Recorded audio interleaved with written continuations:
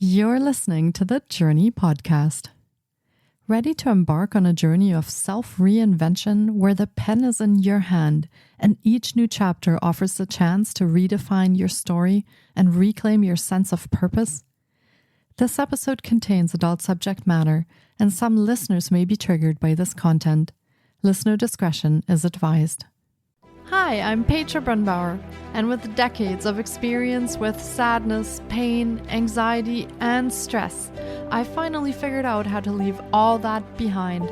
And this podcast shows you how to break free permanently so you can reclaim your sanity and find the self-esteem and energy to go after the life you desire. With real talk about mental health, holistic healing, and the tough journey of coming out the other end. This is the Journey Podcast. Welcome to today's episode. In this episode, we dive into the powerful process of rewriting our lives after experiencing abuse and trauma. We uncover how facing our past with courage can lead to transformative healing, allowing us to author a new chapter where we reclaim our strength and voice. Our discussion focuses on the tools and practices that support this journey, emphasizing the importance of self-compassion and resilience. Brooke Kekos is a trauma healing coach, rapid transformational therapist, and NLP practitioner. Brooke specializes in empowering survivors to rewrite their stories. Her personal path, a testament to overcoming indoctrination, abuse, and toxic bonds, ignites her profound insight and unshakable dedication. A sought-after speaker, author, and fervent advocate against religious abuse and domestic violence, Brooke's voice resonates far beyond the confines of her coaching practice. With Brooke as your ally, embrace a voyage of transformative healing, armed with potent tools, nurturing guidance, and profound revelations. Step into an existence where authenticity thrives, drawing soul-aligned relationships that foster your truest self. Let's meet Brooke Kekos.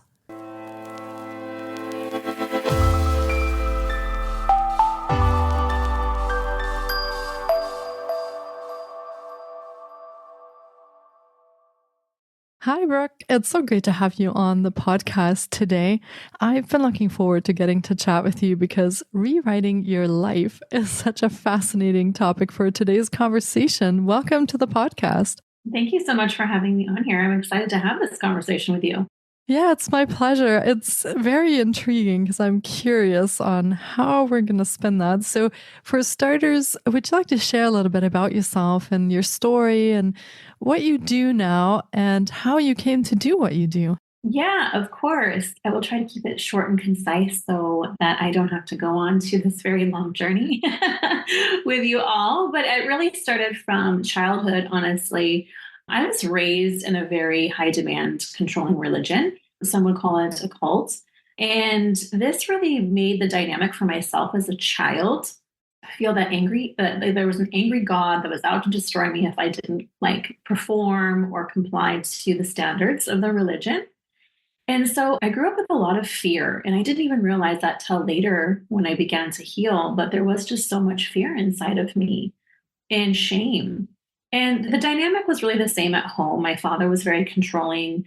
My father was very, narcissistic and really wanted the family to present themselves as like this perfect religious component, perfect family, and we had to perform to earn love.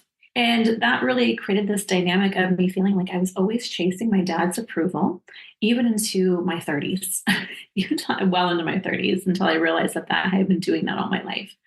There was, a time that I realized, when I became a teenager where I was like, I don't like this. I don't like being controlled. I don't like being told who I have to be, what I want to do, how I have to feel. And I really started to rebel and go against everything that I had been taught. And that was not okay in my family dynamic. And that was not okay in the religion. And so I began to push boundaries and really began to try to find myself, but I wasn't really allowed to. And my parents, the more I did that, my parents tried to control me and hold me down. And so I ended up eloping and marrying someone that was abusive because that's kind of the only dynamic I had ever known. And I stayed in that relationship for 17 years. not knowing because that was just what was familiar to me. And in 2017, I broke free from that relationship and the cult. And I really lost my identity, didn't know what to believe, who to trust, because once I did that, I also lost the community because they're not allowed to associate with me anymore. And I lost my family. And so that was me really trying to like juggle all of these things and find myself. And that's really began my healing journey. And since that period of time, I've really had to do a lot of unraveling. I was in the beauty industry previously, and I recognized that that wasn't my path. My path was what I do today, and that is trauma recovery coaching. That is being the RTT therapist to really help women that have difficult childhood traumas, that are sexual abuse survivors, domestic violence survivors, and have been in these really abusive dynamics to heal and to thrive and really come into their authenticity, because that's kind of the path that I've created. So that's why I do what I do today. That is what lights me up, seeing these women transform before my eyes and really blossom into a way of really finding their voice and becoming the best version of themselves. Yeah, thank you for sharing that journey with us. And as you're speaking, I am trying to wrap my head around the trauma that you experienced in your childhood and your teens and becoming an adult, and then entering a marriage where that continued. And that pattern, unfortunately, I hear that so many times that many women don't even know when they're in an abusive relationship or when that abuse is happening. Sometimes it's not even physical abuse, it's really an emotional and psychological abuse as well. So it's important that we bring these tools into focus, that can help with these journeys and that can really help support women and individuals, not just women. There's also men out there who are suffering a lot of trauma and abuse, but that can really help support individuals on their healing journeys. So thank you for sharing that. And thank you for being so vulnerable and honest about what happened, because I think there are so many listeners that need to hear that are in similar situations, that need to hear your words. So thank you for that. Now, you talk about rewriting your life. And so for you, that was a huge thing by the sounds of it. You went from being one person to being a completely different person in a very different environment, basically almost overnight, it sounds like. So how do you cope with that when you completely lose your identity like that? So not only do you struggle with that, but you also have the trauma that you're still dealing with. Where do you start with all of that?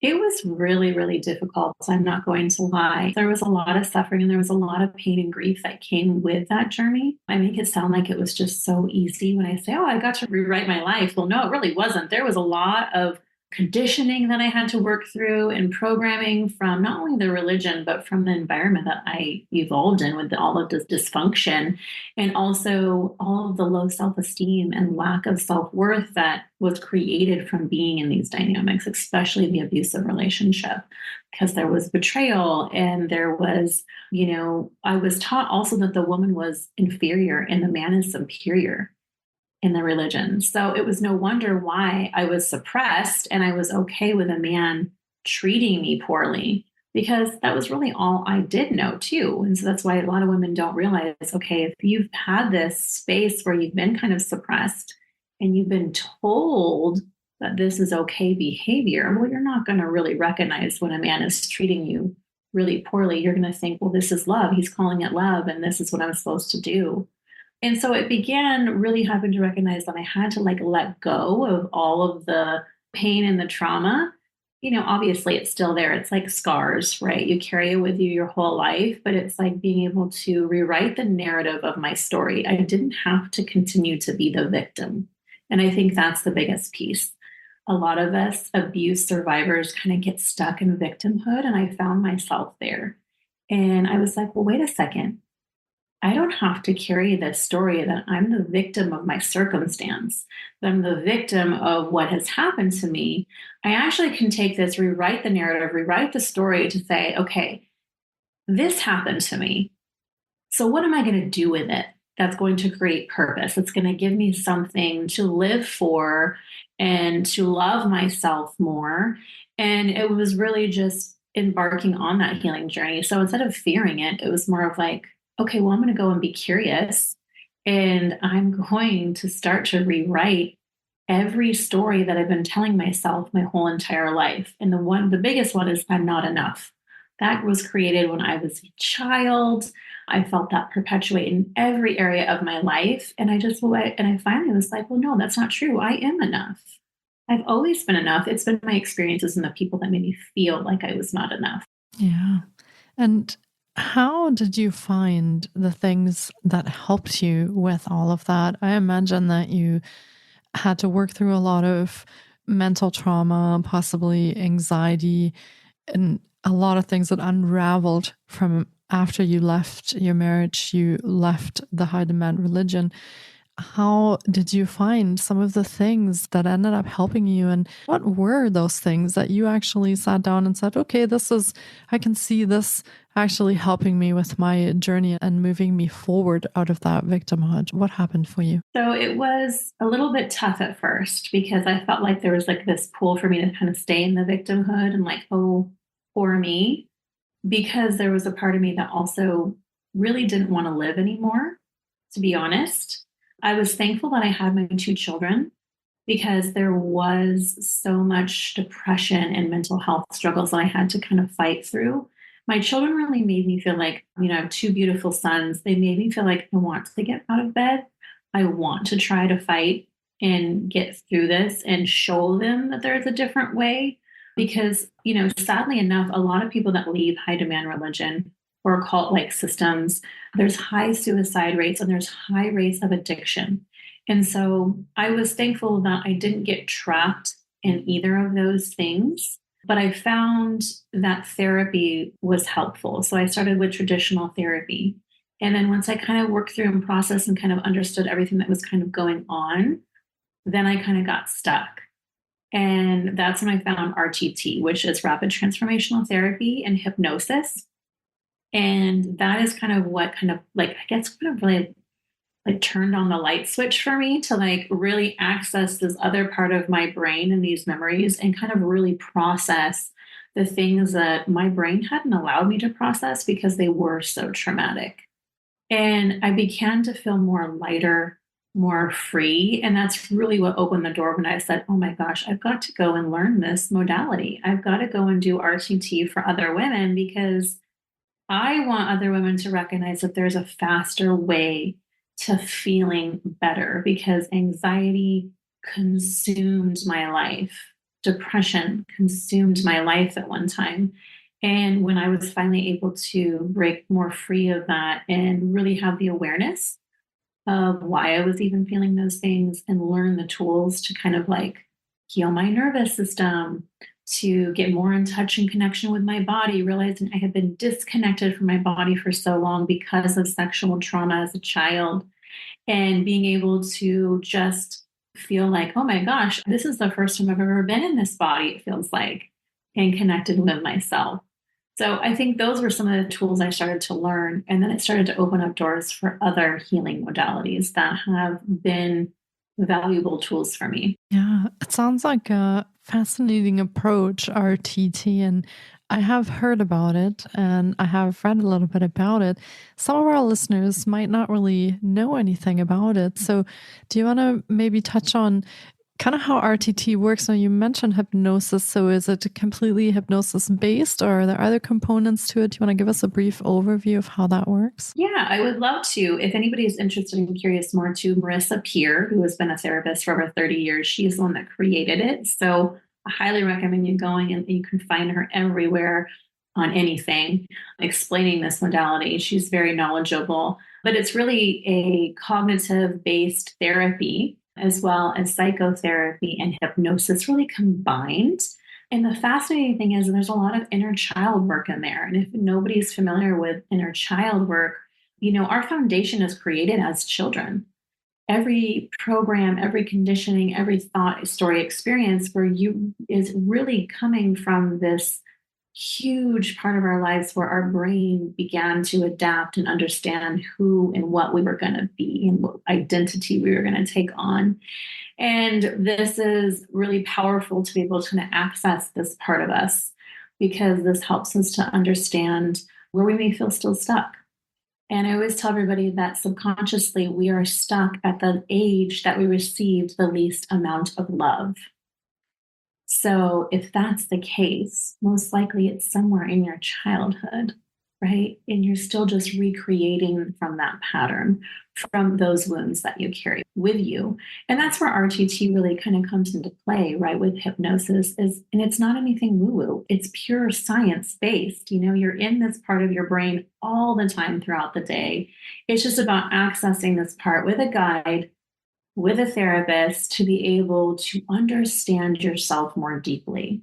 And that's where the power lies, to really understand yourself better and then to recreate the story. And that's why I always say rewrite your life, because once you find out where you're stuck or why you carry the anxiety or why you carry the story of why I'm not enough, you can then rewrite the narrative and create the new neural pathways in the brain to actually access a different part of you instead of going down the same old repetitive patterns all the time. Yeah, I love the subconscious. It's such a powerful thing with working with that, right? In our mind. And so those are a little bit about the mental and emotional components that you're talking about as you were embarking on this healing journey. I can imagine that once you came out of that situation, that there was also a big gaping hole of how do I fill this now? How do I make a new identity? How do I choose new friends? How do I choose a work? I don't know if you went to work or chose a place where you actually wanted to have a career, a path you wanted to follow.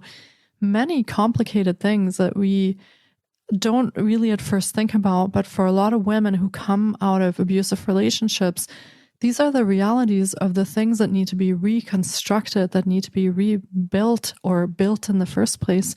How do you deal with these very overwhelming things that are coming at you? And so the mental emotional component with the RTT worked well for you, but there are also the social components and a lot of practical things that you have to deal with.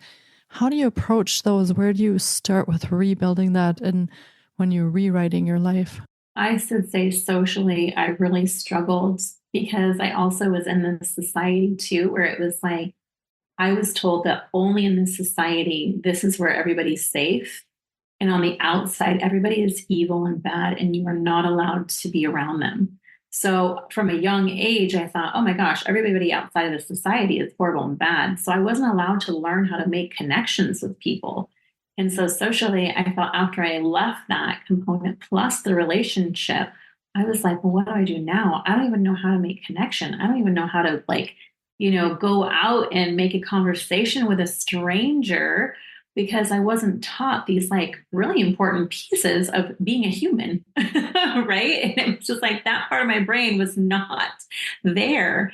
And so it took a lot of time and a lot of reflection and like, okay, I have to like kind of push myself outside my comfort zone. And that was me really having to do that, where it's like, okay, well, I need to go and put myself in new places so that I can meet new people and that I can learn how to trust again people outside of myself. And that just took a lot of time. Honestly, it was, being patient with myself and kind of getting over that social anxiety, because if you've been also in abusive relationships, on some level, your body does not feel safe. So you could be in the safest environment, you could be with the safest people, but you still are going to have this component of you, this part of you that's still not trusting of the environment, not trusting of the people, afraid that you're going to get hurt again. And so it took a lot of time for me to be able to really trust again and feel safe in my own body and trust myself to know that it's okay. I'm not going to make that mistake again. And learning boundaries and learning, the things that were not given to us when we've been survivors of abuse. Yeah, those are some really important resources that you mentioned, is the fact that we can make connections, the fact that we are able to vocalize and establish our boundaries to make sure we do feel safe. And if you didn't grow up with that, that takes time to develop that and to learn that and to actually stick with that, because sometimes that might cause fear and feeling unsafe to actually tell somebody, I don't feel good about that, or I don't want that. Voicing that can be quite scary. So yeah, that's a brave, brave journey that you have undertaking when doing this healing work that you're doing. Now, do you work with clients with the RTT as well? And do you use other modalities, or how do you approach the healing journey with your clients now? Yeah, so I do use RTT. I use trauma recovery coaching as well. So, really, from a trauma informed space of understanding what's going on in the nervous system, why you're feeling the way that you're feeling, help them give a lot of psychoeducation about why these things are happening for themselves, but giving them a foundational piece. So, we really start from childhood. Okay, what happened in childhood that made you feel less than? What was the dynamics between you, your mom, your dad? There's always some stories there and some wounds that were created, unconsciously, of course. I'm sure majority of parents didn't mean to cause harm, right? But there is some of those stories that you carry with us. So creating that really solid foundation that may be on really kind of rocky right now really helps women to start to feel safe in their bodies, start to begin to be more authentic. A lot of the times, abused women will not obviously have a voice, right? They'll have lost that. So, really empowering them to get that back. And most of all, really be able to just embody who they are and recognize that they never have to put up with that type of behavior again. Yeah, that takes a lot of courage, I would imagine, and really also building your self-worth and your self-esteem, as you mentioned before, because those take a back seat when you are in an abusive relationship. So really working on that self-love, the self-esteem part of yourself. Yeah. And how has that journey been for you? I mean, it's been, I would say, about 6 years or so since you've come away from that. So has that been a long healing journey? You're still in the middle, you're still learning, or have you come out the other end? I mean, you're speaking about it now, so you're obviously processed this to some degree. So how's that journey been for you looking back now? It took a long time, honestly, to help with my self-esteem and my confidence. It was funny. I had a mentor when I started to come into this space of coaching and RTT, and she's like, well, you're going to have to get out and speak. You're going to have to get out and use your voice. And I looked at her and I was like, that is never happening. Are you crazy? And it was because I truly was so afraid of using my voice, afraid to put myself out there. I was afraid of social media. I was so afraid of judgment. I had been judged my whole life. And so I was really fearful and I said I would never do it. And here I am now on the other side of that journey, really fearless in this space. I do summits. I speak publicly. I speak on podcasts. I have my own podcast, right? So it's like I am using my voice and I've unlocked that key to be able to really stand in my truth. And I think that this journey, just so everybody knows, I don't think there is a destination. I think it's just a journey. I don't think there's an ending point of your healing. I think we're human. We're supposed to evolve. We're supposed to grow. Like if we just stop doing that, that's when we lose like our purpose or our zest for life. Like we have to have something to yearn for, or something that we want to grow or, move into. And it's really important. That's why a lot of people, come to me and they're like, I'm really depressed. Well, what do you feel is your purpose? What is making you want to get up? What is exciting you? Where is your happiness and your joy, right? It's being able to reconnect with that and recognize, oh, okay, something got stuck inside of me. Something happened to me to make me lose that.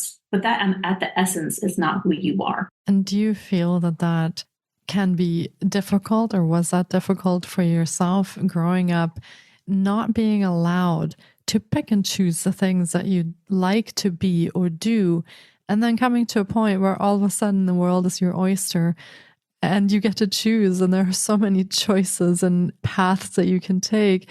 Was that a difficult thing to get through? Are you still struggling with that, or have you, I mean, you found your voice, you're here speaking with me, so you have found a path, but do you find that that's a difficult thing for clients you work with or for women who are in abusive relationships? Yes, I think it makes us feel very overwhelmed.